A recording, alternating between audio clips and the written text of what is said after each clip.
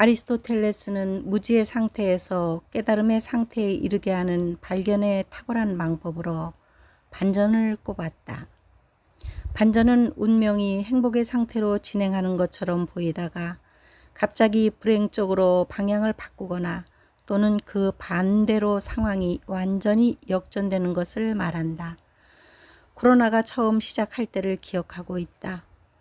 2020년 3월 12일 필자는 최악의 상황을 앞두고 있다라고 썼다. 대부분의 사람들은 전염병이 이전에 발생했던 패턴처럼 얼마 후 종식될 것이라 예상했으나 점점 더 확산되었다. 백신이 나오자 사람들은 한 번 더 희망을 가졌으나 그들의 예상은 완전히 빗나가고 말았다. 한여름에 60만 명이 넘게 확진자가 나왔고 백신 접종률이 높은 영국, 이스라엘, 미국에서도 작년 여름보다 2배 이상 증가했다. 아직도 일부에서는 백신이 해결해 줄 것처럼 말하지만 백신은 해답이 아니다. 성경에서 전염병은 하나님께서 사용하시는 심판의 도구다. 유대인들조차 하나님께서 선민을 심판하지는 않을 것이라는 안일한 생각을 가졌다. 그러나 성경 역사를 보라. 이스라엘은 성경에서 언급한 제국들에게 박해를 받았고 멸망을 당했다. 그들이 타락하고 하나님을 배신하였기 때문이다. 이스라엘은 애굽에서 400년 동안 종살이했다. 북이스라엘은 아시리아 제국에 멸망했고 유다는 바벨론에 멸망하고 성전은 파괴되었으며 유대인들은 포로로 잡혀갔다. 헬라의 에피파네스는 성전을 모독하고 유대인들을 살해하였다. 로마는 예루살렘을 함락시키고 성전을 파괴했고 이슬람과 오스만 제국도 예루살렘을 파괴하고 모독했다.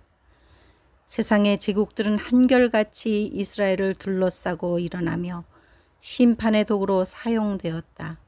그럼에도 불구하고 이스라엘은 회복되었고 살아남은 반전의 역사다. 그런데 세상의 중앙은 어디인가? 이스라엘은 세상의 중앙이다.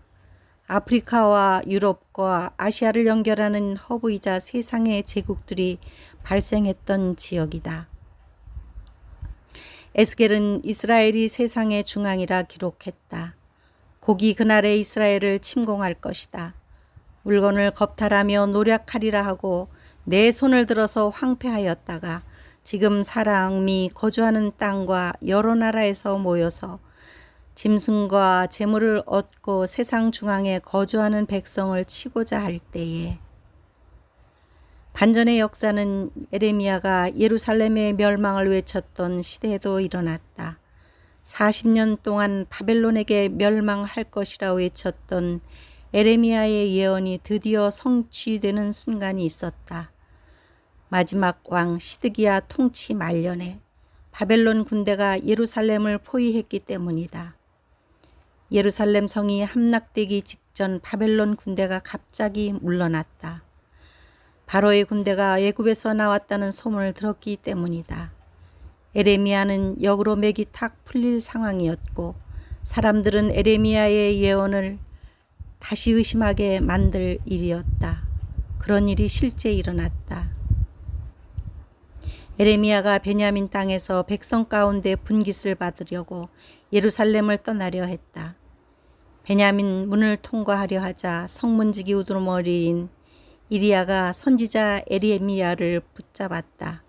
내가 갈대인에게 항복하러 간다. 에레미야를 잡아 고관들에게 끌고 가니 고관들도 에레미야를 때리고 서기관 요나단의 뚜껑 달린 웅덩이 감옥에 가두었다. 이때 시드기야 왕이 사람을 보내어 그를 데려왔다.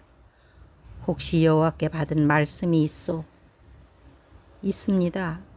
바벨론에게 왕을 넘기실 것입니다. 에레미야가 풀려나 경비대들에 머물며 하나님의 말씀을 선포했다. 나 여호와가 말한다. 이 성읍 안에 머물러 있는 자는 칼과 기근과 전염병에 죽을 것이다. 이 성읍은 반드시 바벨론 왕의 군대의 손에 넘어갈 것이고 그들이 차지할 것이다.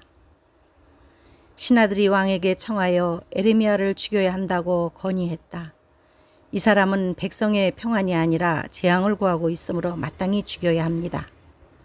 시드기야 왕이 그들에게 말했다. 보라, 그의 목숨은 너희의 손안에 있다. 왕은 너희를 거스르는 일을 아무것도 할 수 없다. 마지막 왕 시드기야는 무기력했다. 그들은 에레미야를 끌어다가 진흙뿐인 웅덩이에 던졌다. 구스 사람인 넷이 에벳 멜렉이 소식을 듣고 왕에게 간청하여 에레미야를 웅덩이에서 끌어올렸다. 시드기야 왕은 에레미야를 성전 셋째 문으로 불러 다시 은밀하게 물었다. 아무것도 내게 숨기지 마시오. 제가 왕께 조언의 말씀을 드린다 해도 왕께서 듣지 않으실 것입니다. 내가 여호와께서 살아계심을 두고 맹세를 하겠소. 나는 당신을 죽이지 않겠소. 바벨론 왕에게 항복하십시오. 그러면 그 성읍이 불태워지지 않을 것이고 당신과 당신 가족도 모두 살아남을 것입니다. 이것이 시드기야와 마지막 만남이었다. 시드기야는 에레미야를 선지자로 인정하면서도 신하들의 눈치를 살피며 무기력하고 우유부단했다. 상황을 올바로 판단하지 못했고 결단력도 부족했다. 마침내 시드기야 왕 9년 10월에 바벨론 군대가 다시 쳐들어와서 예루살렘을 포위하고 11년 4월에 성벽이 뚫렸다. 시드기야 왕과 고관들은 밤에 왕의 정원길을 따라 성을 빠져나갔고 아라바 쪽으로 도망갔다. 여리고 평원에서 시드기야는 붙잡혔다. 느부갓네살은 시드기야가 보는 앞에서 그의 아들들을 죽였고 모든 귀족들도 죽였다. 시드기야의 두 눈을 빼고 쇠사슬로 묶고 바벨론으로 끌고 갔다. 미래에 대한 안목이 없고 현실 감각이 없으면 이런 상황을 맞이한다. 시드기야 왕과 유다 지도자들, 백성들의 처신과 예루살렘 멸망은 우리 시대에도 교훈을 주고 있다. 하나님의 심판도구 전염병이 우리 세대의 창궐한 상황에 처해 있다. 어떤 사람들은 전염병이 단지 역사에서 빈번하게 일어난 주기일 뿐이라고 말한다.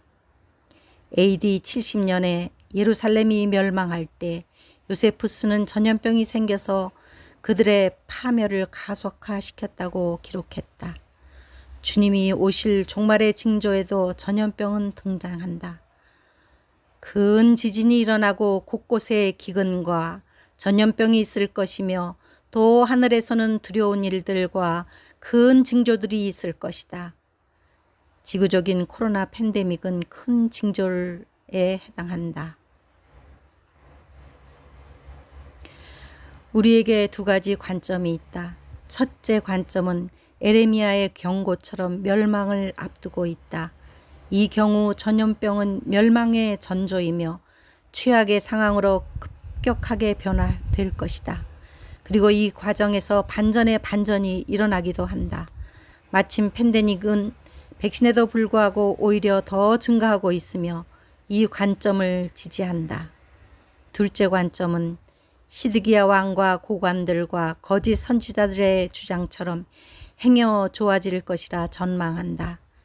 백신이 그렇게 해 줄 것이라고 믿는다.